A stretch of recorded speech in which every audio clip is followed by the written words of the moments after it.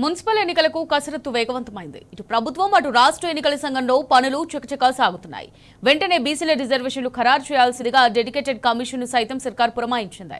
ఆ దిశగా ప్రయత్నాలు ముమ్మరంగా నడుస్తున్నాయి. ఈ తతంగం ముగిసి ఉత్తర్వులు వెలువడిన వెంటనే మున్సిపల్ ఎలక్షన్స్ నగారా మోగనుంది.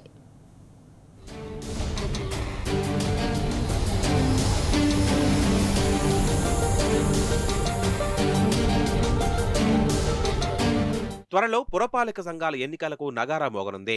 బహుశా ఫిబ్రవరి 3వ తేదీ నుంచి 10వ తేదీ మధ్య ఎప్పుడైనా ఎలక్షన్ ఉండే అవకాశం ఉన్నట్లు విశ్వసనీయ వర్గాల సమాచారం.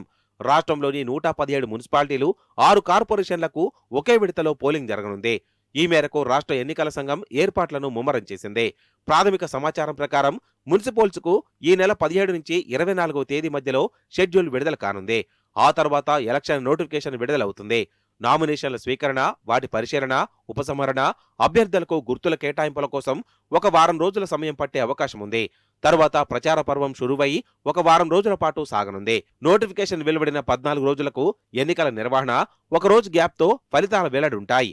మొత్తం ప్రక్రియ ఫిబ్రవరి 15వ తేదీలోపు ముగియనున్నట్లు సమాచారం.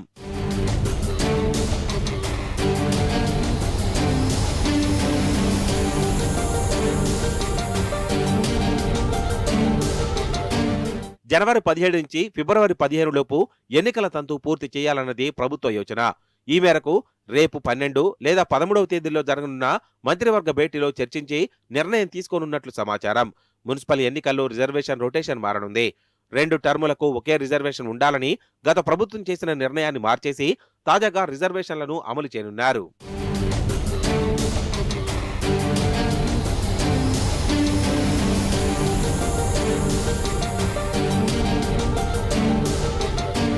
ఇక బీసీ రిజర్వేషన్ల ఖరారు కోసం ఏర్పాటైన డెడికేషన్ కమిషన్ కసరత్తు కూడా సమాంతరంగా కొనసాగుతుంది.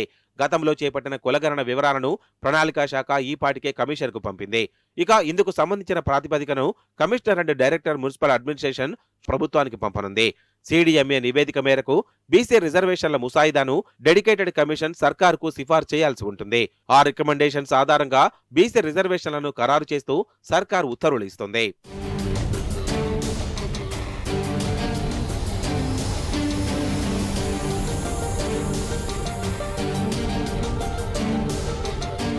గతంతో పోలిస్తే వెనుకబడిన వర్గాలకు ఈసారి కొంతమేరకు రిజర్వేషన్లు తగ్గే అవకాశం ఉన్నట్లు వినికిడే.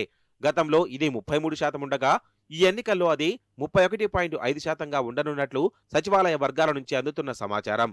గతంతో పోలిస్తే పంచాయతీ ఎన్నికల్లో కూడా బీసీ రిజర్వేషన్లు తగ్గిన సంగతి తెలిసిందే. కాగా ఈసారి శివారు ప్రాంతాల మున్సిపాలిటీలు 27 జీహెచ్ఎంసీలో విలీనమవడం, స్థానిక జనాభా పరిస్థితులు రిజర్వేషన్ల తగ్గుదల కారణాలు కావచ్చన్నది అంచనా.